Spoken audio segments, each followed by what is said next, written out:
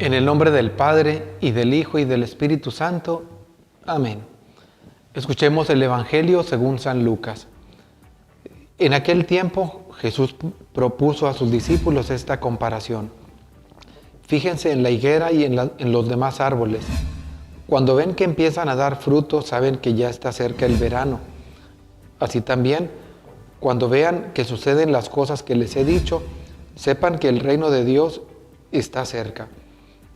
Yo les aseguro que antes de que esta generación muera, todo esto se cumplirá. Podrán dejar de existir el cielo y la tierra, pero mis palabras no dejarán de cumplirse. Palabra del Señor. Esta semana hemos venido escuchando el concepto de Jesús, o más bien un lenguaje apocalíptico.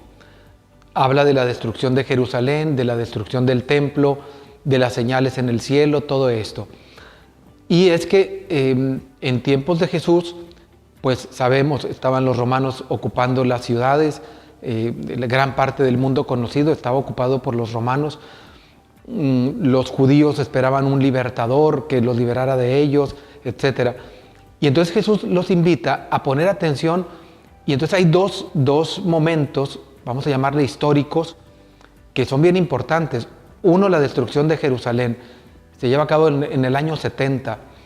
Desde el año 68 comenzó una revuelta de parte de los judíos contra los romanos. Los cristianos no se metieron en este pleito y los judíos se rebelaron. Y en el año 70 sitiaron la ciudad. Si escuchamos el evangelio de ayer, habla de eso. Cuando vean la ciudad sitiada, pongan atención, etc. Bueno, fue sitiada en el año 70 y destruida, arrasada completamente por las tropas de Tito. Y entonces se lleva a cabo, se cumple lo que va diciendo el Señor. ¿Qué es lo que nos invita a estar atentos a esto? Digo, la primera parte, el momento histórico, la destrucción de Jerusalén. Pero el segundo momento es el final de los tiempos, que eso no sabemos cuándo va a ser. Pero el Señor no nos está invitando a asustarnos. No es un miedo que quiere infundirnos, sino la esperanza de una vida mejor. San Agustín escribió un libro que se llama La ciudad de Dios. Tiene un contexto histórico. San Agustín, que vivía en el norte de África, también ocupada por los romanos, era una ciudad, vamos a llamarle romanizada, Hipona, y todo el norte de África, gran parte del mundo conocido, estaba ocupado por ellos. Finalmente cae en la ciudad de Roma, la ciudad que siglos que no entraba ningún otro ejército, fue saqueada por las tropas de Alarico. Cuando es destruida Roma, San Agustín redacta ese libro, La ciudad de Dios, que nos habla de eso, pensando en la ciudad terrena, como Roma, y pensando Jerusalén 3 siglos antes, y como han caído otros imperios y otras ciudades, esos son la ciudad aquí de la tierra. Pero la ciudad de Dios, esa es en la que tenemos esperanza. Nosotros como cristianos, sí, trabajamos por mejores condiciones de vida aquí en la tierra, pero sin olvidarnos de que tenemos la esperanza del cielo.